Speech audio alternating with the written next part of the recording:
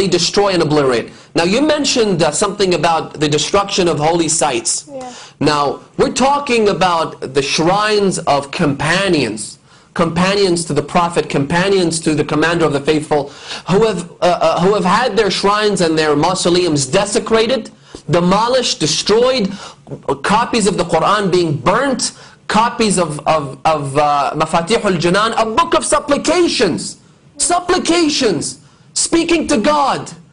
Those are being burned, posters being brought down, and the Ahlabait channel is showing that clip over and over again, where you have a Saudi military officer coming to this poster, which all it's showing is a picture of the shrine of Imam Hussain. And you can see the hatred right there. You can see the venomous scorn that he displays when he begins to kick and tear down the poster simply because it resembles the Shia faith.